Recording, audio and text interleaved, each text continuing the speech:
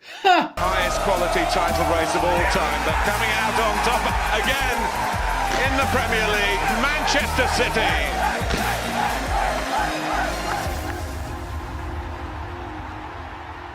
Hello guys, how are we getting on? My name is Aaron Kelly. You're very welcome back to another episode of the Premier League Verdi here today. Boys and girls, I am on absolute cloud nine right now. What a day, what a result. Chelsea 2, Tottenham 1. Frank Lampard has done the double over Jose Mourinho. Apprentice does the double over master. An incredible result, an incredible performance. It was, quite nervy towards the end, and we'll get into that and all, the nitty-gritty details in this video. But without further ado, let's get into it then. So first up, lineup-wise, a change of formation today from Frank Lampard to kind of complement or oppose Tottenham's kind of 3-5-2 formation. We were going with something similar, more of a 3-4-3 with, the three becoming a 5 with Reece James and Marcus Alonso as the wing backs, Azpilicueta, Christensen and Rudiger. Willy Caballero stayed in goal. No N'Golo Kante today, he was out injured, so it was Mateo Kovacic beside Jorginho. And the front three, there was Ross Barkley, Mason Mount and Olivier Giroud. So all three of Chelsea's front men that played against Manchester United last Monday night were dropped to the bench. And if you're Batshuayi, he wasn't even in the squad. But yeah, Olivier Giroud, I believe what was only his second Premier League start of the season, and boys and girls, did he make the most of it? It was an incredible performance from Olivier Giroud. We say he's the old style centre forward, the way he holds up the play, nods it on for midfielders running through. In today's case, it was more like Barkley, Kovacic, Mount, and his finishing ability. And that was very evident to see when he gave Chelsea the lead in the first half. Ross Barkley shot into the ground, off the crossbar, back to Giroud, chests it down, volley into the bottom corner. A brilliant finish from Olivier Giroud. Checked by VAR, and I don't understand why this goal was checked. And when I seen the replay, I seen Giroud's hand or wrist down may have been offside. But we've discussed this many times on this channel and on the podcast, which you can check out, link in the description, by the way. You can't score with your fucking hand, right? Unless you're Thierry Henry. Still not over. But you can't score with your hand, so I don't see how a hand can be ruled out for offside. But there was such a long check, and I was honestly shitting myself that the same shit that happened against Manchester United on Monday was about to happen once again. But luckily, the goal stood and Chelsea went into half-time. Goal to the good, but in the first half, I don't know why this keeps happening to Chelsea teams. It's happened 3 times now this season. One time, we actually had the correct outcome when Heung-min Son kicked up at Rudiger back in December. Son was sent off, straight red. Monday night then, Harry Maguire kicks Batshuayi in the bollocks and doesn't get any sort of action taken against him. And today, it was Giovanni Lo Celso's turn to have a kick out while he was on the ground at a Chelsea player. He goes down under a challenge from Mount and Kovacic, and while he's on the ground, once again, similar situation, he goes like that into the chest of Mason Mount. And unlike Monday, this one did not even get a VAR check. I don't understand what the point of VAR is. I really don't. And that will not go on to be the only big incident in this game surrounding VAR, and we will get into that in a minute. But this is a straight red, and it's no different. In fact, it was nearly the identical challenge to Son's one that got him sent off in the reverse fixture back in December when he kicked out at Rudiger. This time, Lo Celso kicks Mount in the chest. It's a straight red, and the same thing should have happened to Harry Maguire now. But the fact that it's happened now 2 games in a row makes me think that kicking players in the chest or kicking them in the bollocks is now the done thing. You can now do that without punishment. So, next time, Nigel de Jong's on the pitch, he's going to feel right at home. Anyway, second half, I was a little bit worried after we went in only 1-0 up because we were so dominant. Our passing was brilliant. Probably the biggest feature of our game today was our pressing from the front. It was so impressive, brilliant to see. From Barkley, Giroud, Mount, it worked all the way up. Alonso and Reece James as the wing-backs were absolutely brilliant. Kovacic and Jorginho showed a level of composure and just a level-headedness in the middle of the park today, which sometimes you don't get with N'Golo Kante this season, but he was out today. But them two were absolutely outstanding in the middle of the park. Chelsea then made it 2-0, and it was the 4 men that Frank Lampard brought into the starting 11 today that were linking up to get what looked to be at the time the insurance goal and give us a little bit of daylight that we were so craving. Olivier Giroud's header was knocked down to Mason Mount.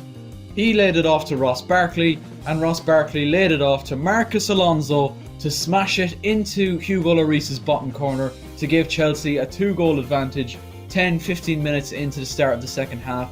Ideal start, absolutely brilliantly worked goal from Chelsea, and at that point Tottenham hadn't shown an awful lot. The only one who was showing any kind of spark was Stevie Bergwijn up front for them. And I will say, from a Tottenham standpoint, they'll put down today's result to the fact that they're missing Son, they're missing Kane, they're missing that focal point, that real centre forward. Like, we had Olivier Giroud today, and he was the best player on the pitch, without a doubt. Like, and they have, to be fair, Tottenham been very, very unfortunate with injuries to their strikers, like Lucas Moura or Stevie Bergwijn, neither of which are actual strikers. It's unfortunate, really. But then the next VAR-related incident happened, and this one somehow managed to be even more blatant than the first. So Cesar Azpilicueta challenges Lo Celso. He's on the ground, and Lo Celso fully stamps on Azpilicueta's calf or shin, or, you know, that general area. Not only does he not get booked, or not sent off, he doesn't even get booked.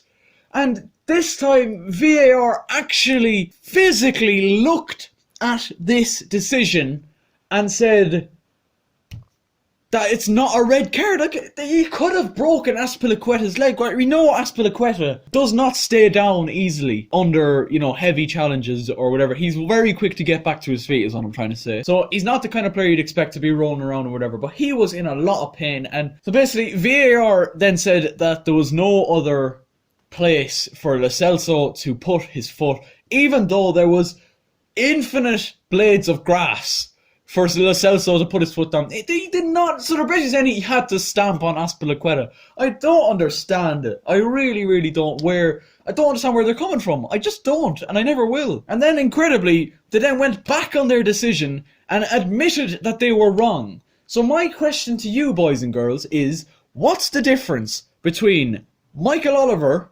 not seeing the incident and getting it wrong, and some prick in VAR looking at the decision and saying, yeah, that's not a red card, and still making the wrong decision? Like, I don't get it. If it was me, if it was my decision, if I was to make a call on VAR tomorrow, I'd have it out straight away. And I'm not just saying that because Chelsea have been dicked over multiple times in the last 2 games. Harry Maguire should have gone against United, and the Zuma goal should have stood against United on Monday. But twice again today, like, Lo Celso could have been sent off twice for 2 actions of foul play. And the incredible thing is that VAR actually checked this second one and still didn't think, oh, I'm getting way too angry about it. You swear this incident had an actual effect on the result. Luckily it didn't, or I'm at about 7 on my rage meter right now. Like if Lo Celso had gone on and banged in 2 goals to win the game for Tottenham, you'd see absolute rage. You'd see me at fucking 10. But luckily it did not have any effect on the result of the game. Antonio Rudiger scored a late own goal, a very, very poxy one really. Lamela just tries to pull it across for Lucas Moura. It goes in off the instep of Tony Rudiger. Not an awful lot Willy Caballero could do about it, but that is how it's finished. An incredible result for Chelsea, leads us back 4 points clear of Tottenham Hotspur. Sheffield United also dropped points today, so now it's over to the rest, the likes of Wolves and Manchester United, and I suppose Arsenal, to see how they get on. Leicester also dropped points, so we're now only 6 points off them, so hopefully we can keep looking up. Now, I know I said on Monday night, you know, 5th is going to get Champions League because of Manchester City, but fuck that. I want to catch Leicester City now. We want to keep winning our games. We got Bournemouth away next, who are in terrible trouble. They lost 3-0 to Burnley today, and Everton at home after that. They need to be 6 points. Following that then, Manchester City and West Ham. Boys and girls, let me know your thoughts on the game in the comment section down below. Let me know your thoughts on VAR as well. If, to be honest, if it was me, I'd just fucking scrap the thing. It's causing more problems than solving. Yeah. Anyway, let me know your thoughts in the comment section down below. Leave a like if you enjoyed. Subscribe if you are new. Oh, and actually before I go, I'm going to say one more thing. Just, yeah, you're fucking sick of me at this point, I know. It feels like it's been a while since I've actually got a chance to, you know, sit down and actually chat to you guys in a video. My uploads hasn't been, I mean, I've been uploading still once a week or whatever, but not been uploading as many football videos as I would like. But hopefully tomorrow, weather permitting. We've had 3 fucking storms in the last 3 weeks, so with a bit of luck we'll have a bit of nice weather tomorrow, and I'll hopefully have a football video for you in the middle of next week. But anyway, I'm rambling on a bit now. Leave a like if you have enjoyed, subscribe if you're new, and as always, I will catch you later.